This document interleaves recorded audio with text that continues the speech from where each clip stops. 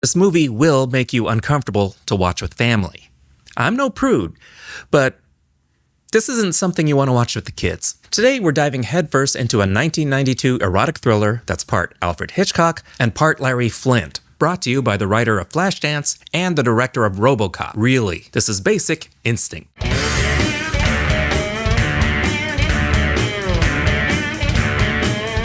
This movie opens with a love scene, and it's pretty graphic and racy, with nudity and thrusting. I remember seeing this for the first time and immediately freaking out because at that time, I'd seen porn, so it wasn't a big deal. And then I realized I was in a normal movie theater. I felt like the biggest perv. Anyway, things get kinky. She's on top, and she ties him to the bedposts, and things build up. And then she grabs an ice pick and stabs the living shit out of him. Came and went. Michael Douglas is Nick, a homicide dick for the SFPD, here to investigate the ice picking of the guy earlier. The Vic was Johnny Boz, a retired rock star with ties to the mayor's office, so of course Nick has got to be on his best behavior. They find a bloody murder weapon, and the bed is covered in... A grim scene like this will bring out that good old gallows humor. He got off before he got off. Johnny was killed before he could finish all his cocaine, so that's just going to go to waste. They go to interview the last person to see him alive, Catherine Trammell. She's blonde, a successful author, and is literally a smoke show. You really see the Hitchcock influence in the cinematography and music. It looks very cool, sounds pretty cool, and eventually wears thin. She doesn't seem all that bothered. So how did he die? She did it, right? They weren't exactly in a relationship. It was strictly sexual. How long were you having sex with him? Oh, about 2 or 3 minutes at a time. Either she's innocent with no alibi, or she's guilty and lying. They leave their only lead because of boobs. You see, Nick has issues. He's been ordered to see Dr. Beth Garner, a psychiatrist, because he shot some tourists while he was high on coke. Also, these two used to bone. Are developing calluses. At least he's off the coke and booze. Now, you tell IA I'm just your average, healthy, totally fucked up cop. The victim is a boring former rock star with no enemies or family, so Catherine is their only lead. She also might have killed her parents to inherit a shit ton of money. We never really figured that out. Actually, a lot of people she knows have died. She's a novelist, and her latest novel is about a retired rock star that gets stabbed to death by his girlfriend with an ice pick, exactly like the crime scene. So either she's acting out her own books, which would be stupid, or someone wants to incriminate Catherine. So either she's a victim or a psycho, or both. As long as you don't stick it in crazy, okay, Nick? And if Catherine is being framed, no sticky in the crazy. They don't have anything better to do, so they bring her in for questioning. And now the infamous interrogation scene. And Newman just comes out and asks the big question. Did you kill Mr. Boz, Miss Trammell?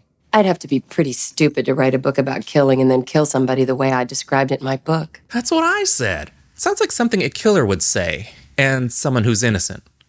That's why we have lawyers. Eyes up here. So, do the carpets match the drapes? Nope, hardwood floors. All right, here's a close-up. You looked. Catherine is toying with everyone. She likes to fuck, especially with people's minds. We're both innocent, yeah? Nick knows she lies, but can't quite prove it. You know I don't wear any underwear. Don't you, Nick? Could smell it across the room. Nick is well liked by his coworkers. Stop riding me, man! I'll kick your fucking teeth in! Luckily, the shrink is there to pick him up. They go back to her place, which in San Francisco would be way too expensive for even her salary. And they have sex. Rough, angry, last tango in Paris butter sex. I need a cigarette. Nick tails Catherine. Giggity. She has to see you, dude. Am I disturbing you? No, come on in. Oh, look, she's handy with an ice pick. Nick interrogates Catherine some more while she grills him on what it's like to kill innocent tourists. She's basing a new book character on him. He's going to get an entire chapter on how he got throat cancer. Who's interrogating who here? Nick was high on coke when he shot those tourists, yet he still has his job. It's a hell of a union they got. We meet Catherine's girlfriend, Roxy, and Nick leaves to pick up a ton of lotion. Catherine seems to know an awful lot about Nick, and he tries to figure out who blabbed. How much did she pay you? After their tussle, Nilsson turns up murdered, with Nick under suspicion. They interrogate him, but at least he doesn't show off his balls. Did you kill Marty Nilsson? No. I believe him, yo. Nick's put on leave while they investigate. Nick is sure Catherine's a killer, but he has no proof. She killed him, Phil. But just because he's a killer doesn't mean they can't hang out. I like you. He even gets into the ice pick trend. She asks for Coke, the soda, but he's got Pepsi. I don't care myself. I'll drink whatever's available and cheaper, unless one of them wants to sponsor me. She gives him a copy of one of her books, as if he asked. It's not even autographed. My cat's chasing a fly. I don't know if you can hear that. Even though he's suspended, he follows Catherine to the club. He still looks like a cop. Excuse me, fellow partier. Do you know where I can score some illicit drugs? Catherine does this weird little flirty dance where she teases her girlfriend and Nick, and they wind up back at her place where they bone. Now, this scene is graphic. Again, I try to remind myself this is not porn. I still had to make sure my mom wasn't around.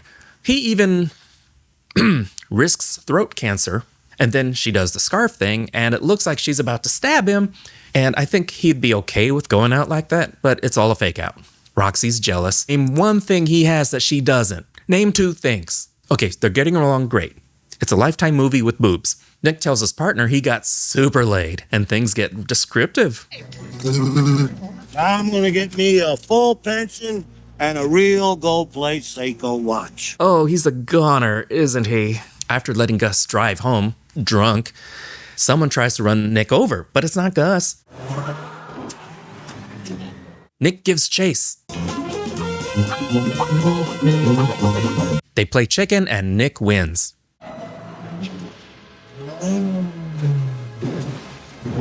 The driver was Roxy, but she's dead now. My interest is in you, not her. Even Dr. Garner is begging him not to stick it in Crazy, but even crazy people mourn. Everybody that I care about dies. Catherine tells Nick about a girl she dated in college who became obsessed with her. Started copying her, dressing like her, bought the same brand of ice pick. Nick looks up that girl, who turns out changed her name to Dr. Garner. When he confronts Dr. Garner, she says Catherine was the obsessed one. She developed a fixation on me. But then Catherine says, nuh-uh. And you believed her? So is Beth the killer, trying to pin it on Catherine? Or is Catherine flipping things around, trying to pin it on Beth? It's kind of hard to care at this point. We have a victim we know nothing about, and nobody's here for the procedural drama, are they? People in this movie tend to break in. When anyone might be a killer, that's not cool. Her book's almost finished, but it needs to be edgier or it won't sell. The book is done, so she's done with Nick's dick. You almost feel sorry for him. His calluses are growing back as we speak. Gus did some actual non-wiener-based investigating, so he's learned that the victim's psychiatrist worked with Garner. Gus goes to check out a lead and gets killed by a blonde with an ice pick.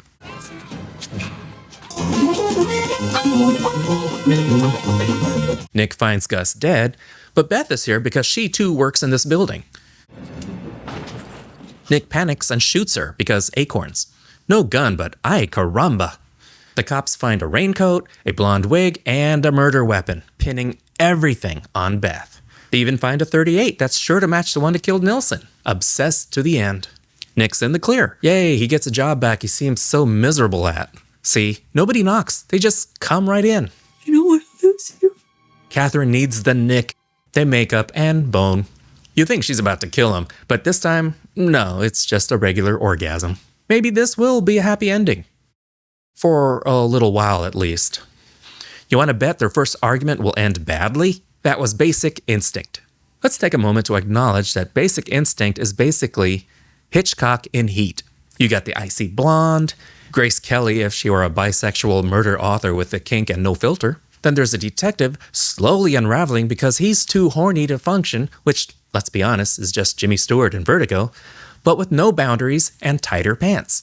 The entire movie is soaked in voyeurism, obsession, mind games, classic Hitchcock, except now you've swapped subtlety for beaver shots. Verhoeven even sets it in San Francisco, because totally Hitchcock. And the aggressive score screams, yeah, somebody's about to get murdered. or laid, or both. Yeah!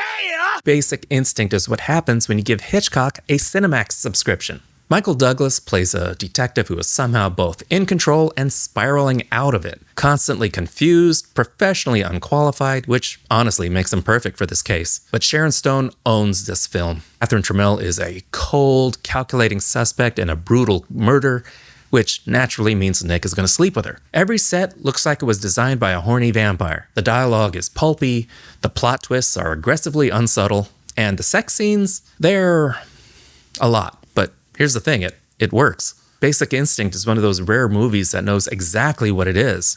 A stylish, psychosexual cat and mouse game, and it doubles down on the sleaze.